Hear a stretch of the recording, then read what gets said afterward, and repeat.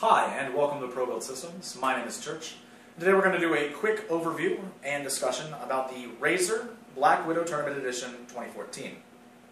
The keyboard itself is an 84 key or 10 key less keyboard, which means it doesn't have its number pad.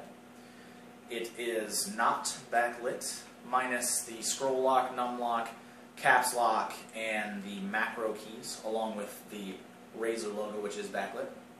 It has a removable braided cable, USB. It's gold plated on the inside and the outside. It has pretty solid construction. It's really hard to flex, which is good. It has a nice soft feel plastic on the top. The bottom is kind of a rougher plastic, but then again you won't see that, so that doesn't matter a whole lot. The feet I found were a little loose, which is kind of weird, but it didn't really affect the performance. It is height adjustable, and there is non-slip padding on all the corners and the feet. Along with this keyboard, you do get a Razer branded felt case for taking it around, moving it, showing off. And then your normal Razer packet, which includes stickers, your warranty information, a note from Razer welcoming you to the cult of Razer, and to download the software. This keyboard does use Synapse 2.0.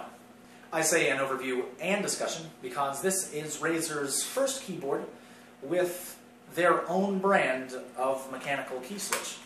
So if you look at the keyboard, you'll see the green keys. Those are Razer green mechanical switches. Now, what are Razer green mechanical switches? They are Chinese manufactured key switches that Razer has branded with their name, and they're basically Cherry MX Blue, but from China. So, why did Razer decide to go this route? China and their key switch manufacturing is a lot cheaper than getting Cherry MX keys from Germany. So Cherry, after they lost their patents to their key switches, had a lot of companies that normally rip them off or bootleg their key switches. They're now legitimate businesses. So what Razer did is they went to China. They found a company by the name of Kale that makes knockoff Cherry switches. And they had them brand their switches as Razers, color them green, and tweak them just a little bit, and put them into this keyboard. So what does that mean to you? Well, what it means is you're getting a Razer keyboard that now has Razer key switches that are knockoff blues instead of regular blues. Does that mean they're worse quality? Only time will tell. I really couldn't tell a difference in my use of this keyboard between this keyboard and my own Cherry MX Blue key switch keyboard. And you can't really hear the difference either. They sound very, very similar. They feel very, very similar. That's because they are very, very similar. So,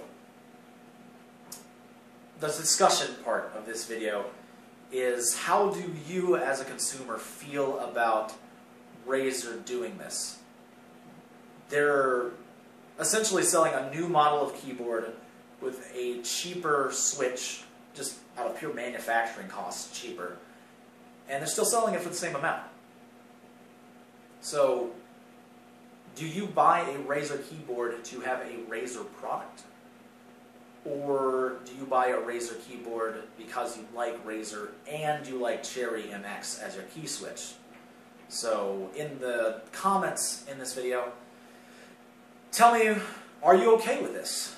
Do you like Razer as a company? Do you think this is an okay move? Are you still willing to pay as much for this keyboard as you would for any other keyboard that has Cherry MX Blue keys in it?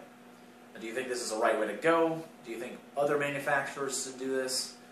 And tell me what you think generally about this keyboard. If you like our content, give us a like. If you don't like our content, give us a dislike. Subscribe if you do like. Favorite it, add it to your playlists. And we'll see you again.